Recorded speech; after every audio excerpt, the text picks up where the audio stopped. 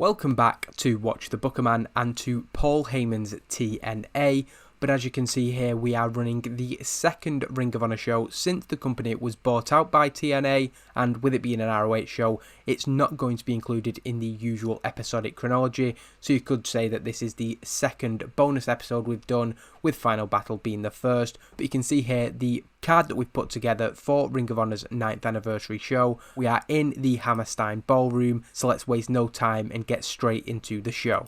And we begin with a pre-show match where Amazing Red defeats Sonjay Dutt in 12 minutes and 6 seconds with a Hurricane Runner driver. Two guys who I think can go out there and set the tempo for what we want tonight. Maybe as the fans are still filing into the Hammerstein Ballroom, while it is too short, and that's a note we're probably going to get a few times throughout the night, it's still a decent match and a good way to open the show. I think the two men shaking hands after the match, and that brings the pre-show or the dark match, whatever it is. We're on iPay-per-view, so maybe this is a free teaser match that we put out there to try and get people to buy the IPPV.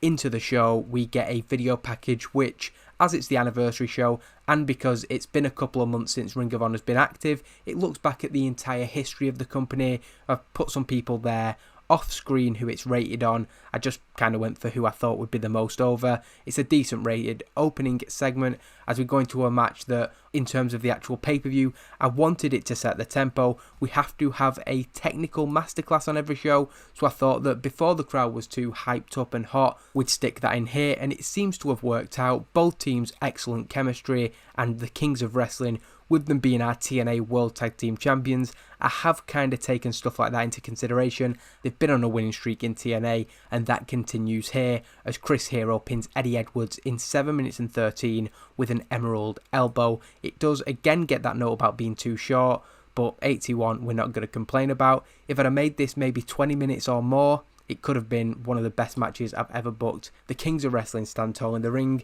They were supposed to be joined by Jimmy Jacobs, but I forgot to move him down. I've sort of loaned a few people using the alliance system, and others have been moved down in a sort of development way. It's just for one night, but we needed them on the Ring of Honor roster. Two people I forgot to put on it. Thankfully, they weren't key parts of the show, so it's not hurt anything overall. Nevertheless, the Kings of Wrestling stand tall as we go into the second match.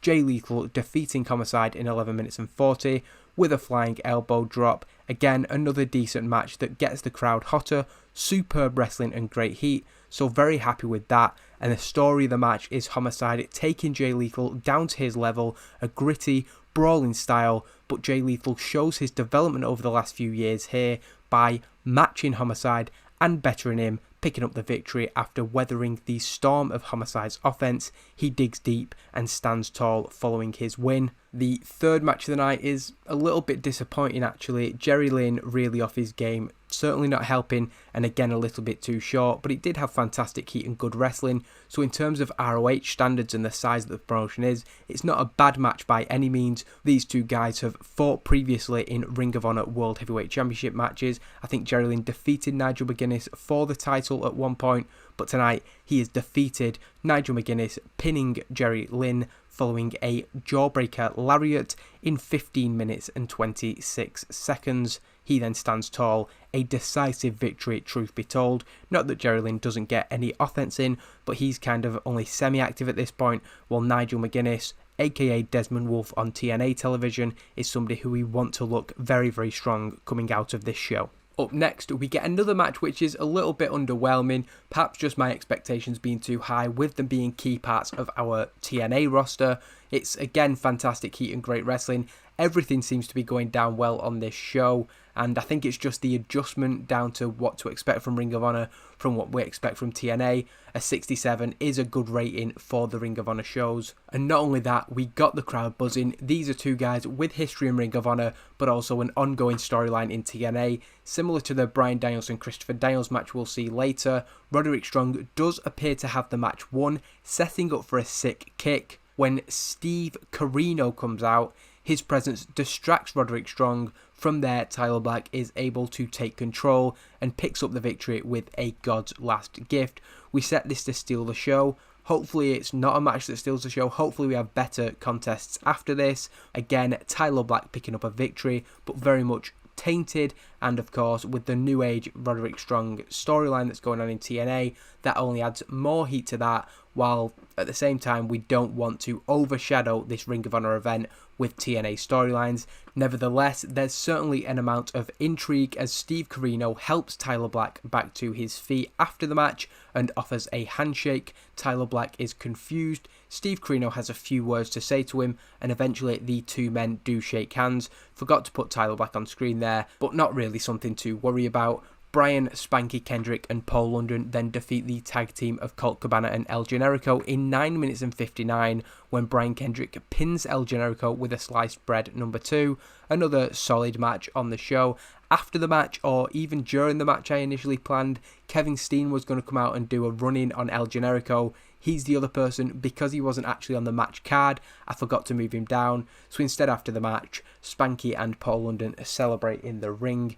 I want them to kind of play heelish tonight, even though their faces on TNA. I think against El Generico and Colt Cabana, the amount of time it's been since they were in Ring of Honor, kind of wanted them to play up some heelish tendencies tonight.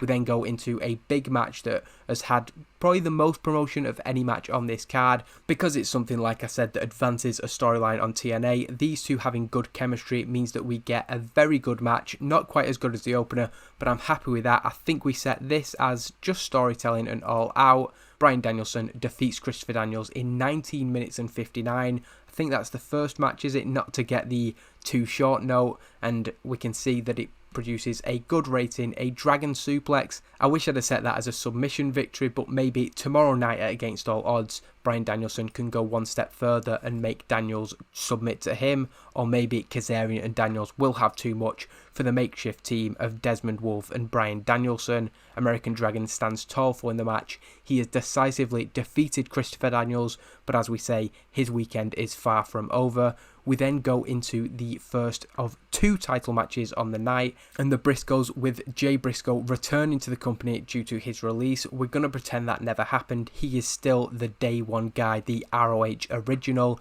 and he and his brother Mark are able to defeat the All Night Express. It's the first defense of the titles from Kenny King and Rhett Titus, but they fail as the Briscoe device is enough for Jay Briscoe to defeat Rhett Titus in 8 minutes and 2. And the idea here is that in a show that had plenty of very, very long matches, this is straight to the point, dominant and decisive, and we have new tag team champions. I wasn't able to put the titles on the Briscoes at Final Battle because the situation with Jay Briscoe, but I thought with Ring of Honor going into this new era, there is nobody better to represent the company's tag team division than those two originals, Jay Briscoe and Mark Briscoe, on the 9th anniversary show, becoming the champions. Those two, I think, are going to be a big part of the rebuild or the future of Ring of Honor. We then go into the main event for the Ring of Honor World Championship, and it is a 60-minute time limit draw. A good match, not the match of the night, unfortunately. Wolves v Kings of Wrestling, the standout. The idea here being is that Austin Aries escapes with his championship. Samoa Joe, who is a TNA guy, of course we couldn't have him lose, but at the same time, Austin Aries, we don't want him to drop the title just yet. Joe also had an issue with wrestling 60 minutes, but 58 was fine for some reason, so we're kind of kayfabing it there that this was a 60-minute match, the time limit expiring at 58 minutes. A good performance from Samoa Joe, but Austin Aries more than holding his own. They have pretty good chemistry, and with this match going to a draw, an exceptional match, unfinished business between these two. Definitely not the last we'll be seeing of Austin Aries and Samoa Joe in the same ring, but as we put over in the final segment, Austin Aries is given the Ring of Honor World Heavyweight Championship, but the story, the thing that the commentators are putting over, is that he has survived Samoa Joe, escaping with the ROH World Championship. It was something that was quite common in Ring of Honor, 60-minute time limit draws, so while you don't want the big comeback for Ring of Honor to end with a non-finish, I think there's enough history in Ring of Honor that you can justify a 60-minute time limit. Not only does it keep Samoa Joe strong, but you're saying Austin Aries, this guy who TNA audiences might not be familiar with, he's somebody who can hang on the level of one of the very best in TNA, so hopefully that puts over Ring of Honor as a whole, and it's a fantastic result for the company overall as we increase our popularity in 55 regions, and 73 is really good. I can't think off the top of my head who to praise, so I'm going to give it to Chris Hero for winning and being in the best match of the night, more importantly, as was Claudio Castagnoli. And then I think I'll go with Samoa Joe, just for not doing the honours, of course, because he didn't lose, but for agreeing he had creative control that stopped him from wrestling 60 minutes, but he could well have caused us even bigger problems by refusing to even do the draw, and that would have been a massive problem. But that is Ring of Honor's 9th anniversary show in the bag. Just 24 hours later, we are in the southeast with TNA's pay-per-view, so a lot of travelling for those guys to do to get to that pay-per-view, but I'll just have a quick look at the response. The feedback is that the show has been awesome. Not very many buys, but of course we've got a long way to go in terms of building Ring of Honor up, and we see there that we have put on the best show of Ring of Honor since the start of 2010, so possibly one of the best shows that they have ever put on, and Kings of Wrestling v American Wolves, the best match that they've had. So I think maybe the Ring of Honor diehards who were perhaps worried about the TNA run Ring of Honor, that show that they just got with some of the best matches that we've seen in the last couple of years,